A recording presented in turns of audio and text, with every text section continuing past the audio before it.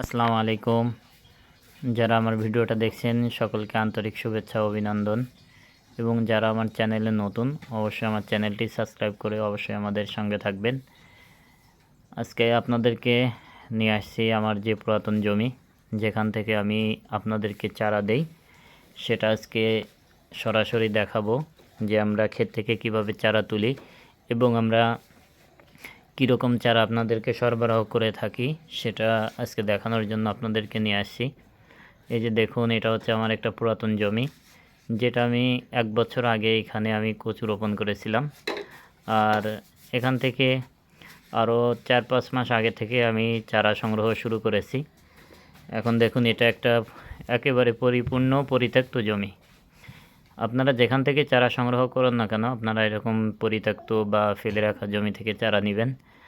আর অবশ্যই আপনারা চারা নিলে এই যে এরকমের গোড়া মোটা চারা, এই রকমের চারাগুলো আপনারা সংগ্রহ করবেন।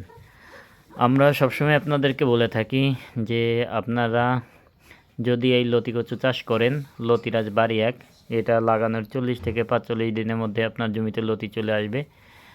সে কথার সাথে মিল রাখতে হলে আপনাদের অবশ্যই এই যে এরকমের কোয়ালিটি সম্পন্ন চারাগুলো রোপণ করতে হবে, যে চারার গোড়া মোটা হবে। চারার সাইজ বেশি বড় হবে না, কিন্তু চারার গোড়া মোটা হবে।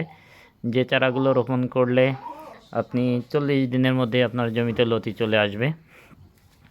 তাই আপনারা যদি লতি চাষ করতে চান অবশ্যই এই দিকটা একটু খেয়াল রাখবেন, যে আপনারা যে চারাগুলো সংগ্রহ করছেন এইভাবে চারার গোড়ায় দেখেন এই যে প্রতিটার গোড়ায় লতি আছে, এরকমের লতি আছে কি না। আর এই লতি থাকার অন্যতম কারণ হচ্ছে এটা হচ্ছে অরিজিনাল লতিরাজ।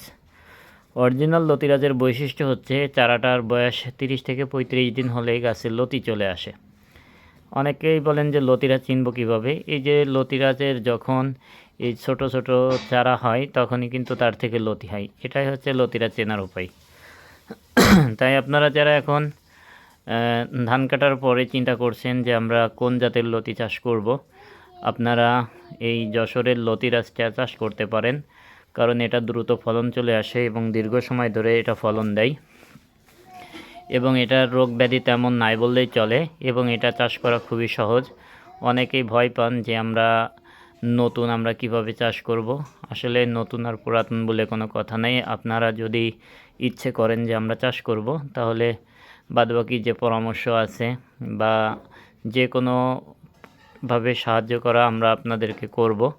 এটা নিয়ে আপনাদের চিন্তার কোনো কারণ নেই, কারণ আমরা শুধু চারাই বিক্রি করি না, আমরা আপনাদের সবসময় পরামর্শ দেওয়ার চেষ্টা করি। শুধু আপনারা যারা আমার থেকে চারা নিয়েছেন আমি তাদেরকে পরামর্শ দেই না, যারা অন্যর থেকে চারা নিয়েছেন বা যে কোনো সমস্যায় পড়েছেন, যদি কারো প্রয়োজন হয় আমাকে ফোন দিবেন বা SMS করবেন। ইনশাল্লাহ আমি যতটুকু জানি আপনাকে ততটুকু দিয়ে আমি সাহায্য করব। আর এই যে আমার জমি থেকে এখন চারা তুলতেছি, এই যে দেখুন কি কোয়ালিটি সম্পন্ন চারাগুলো আমরা তুলি।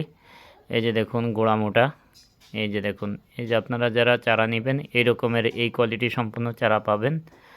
আর এই চারাগুলো লাগানোর 40 দিনের মধ্যেই লতি চলে আসবে। তাই যারা এখন লতি চাষ করতে চাচ্ছেন বা চারা সংগ্রহ করতে চাচ্ছেন, স্ক্রিনে দেওয়া নাম্বারে আমাদের সাথে যোগাযোগ করবেন। ইনশাল্লাহ আমরা আপনাদেরকে চারা দিতে পারবো।